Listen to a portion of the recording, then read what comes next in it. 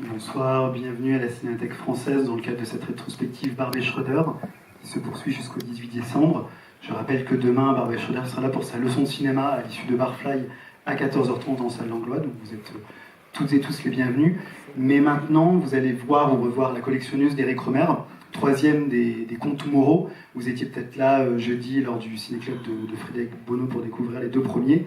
Je souhaitais juste vous rappeler que Barbet Schroeder, le cinéaste, sera là à l'issue de la projection, donc restez. Il dira quelques mots, il souhaitait venir et dire quelques mots à la fin du film, donc ne partez pas après le générique. Voilà, je vous souhaite une bonne séance, merci.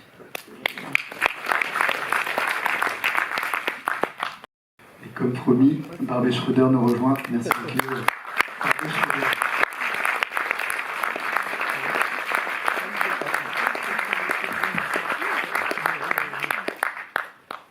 Bon, ah oui.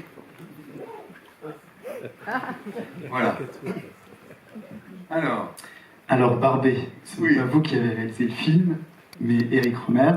Est-ce que vous pouvez parler de votre implication sur ce film? Parce que moi j'ai lu que vous aviez été à la fois directeur de production, électricien, comptable et premier assistant. Tout.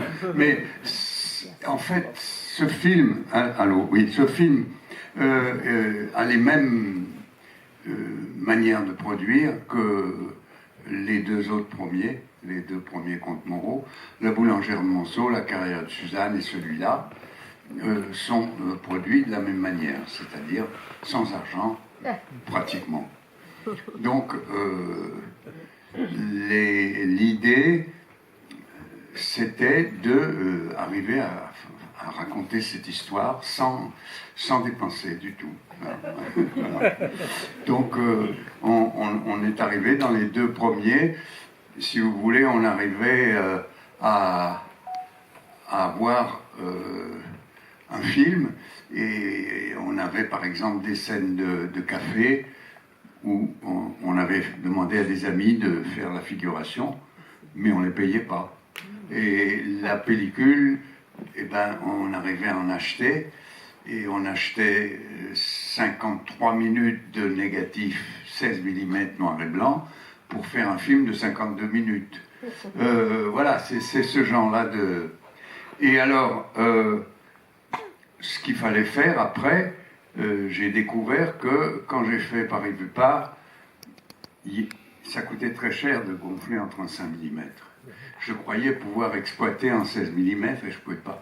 Et là, j'ai dit, bon, mais c'est idiot, on va de nouveau faire un film en 16 mm noir et blanc.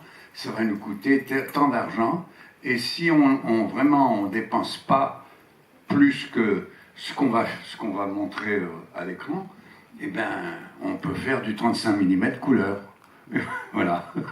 Donc c'était ça, et puis évidemment, là c'est une splendeur absolue, la photographie de Nestor Almendros, qui était aussi quelque chose de très extrême, puisque c'était un réfugié politique.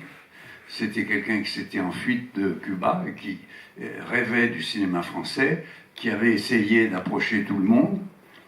Personne ne voulait lui parler parce que c'était l'époque où Cuba était un paradis et un type qui s'était échappé du paradis ne pouvait être que suspect. Et c'est vraiment vrai. Hein.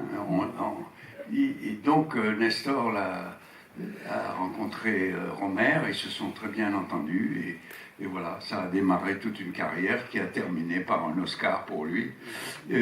Pour le film de Malik. Et donc, voilà, c'était...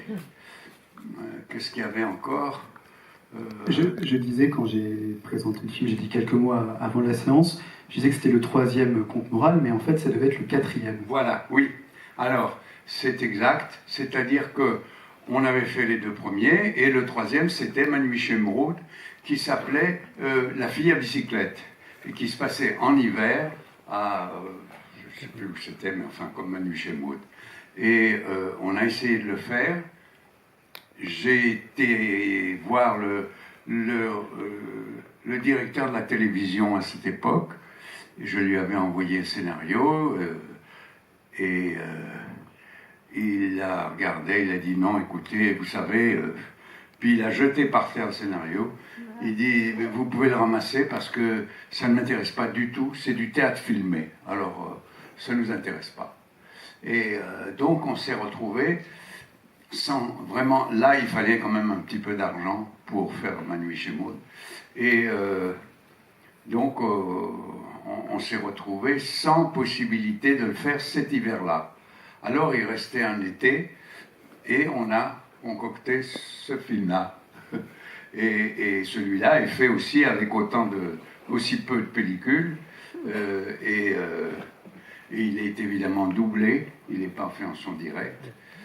Alors qu'on a eu la chance d'avoir des grands acteurs pour Ma Nuit chez Maud qui, eux, ne pensaient pas que c'était du théâtre filmé, au contraire, ils aimaient beaucoup le texte.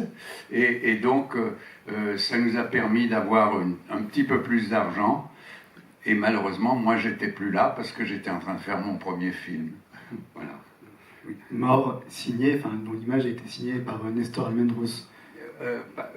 Avec le même chef opérateur que celui que la collectionneuse. Nestor Almendros, qui a été extraordinaire pour mon premier film, évidemment. C'était une chance de l'avoir.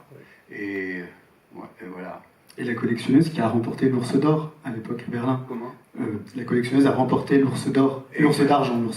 Oui. Oui. C'était étonnant. Merci Barbet, merci beaucoup. Et on vous retrouve dans un instant puisque vous allez présenter la séance d'Injou à 21h15. Donc les spectateurs ont le temps de ressortir de salle et de re-rentrer pour d'accord. Vous écouter. Oui, j'espère que je n'ai rien oublié. J'avais pensé à d'autres choses, mais c'est pas grave. Vous pouvez, on va remonter sur la on va remonter en haut dans le hall. Donc si vous voulez continuer à venir échanger un petit peu avec nous, vous êtes les bienvenus. Merci.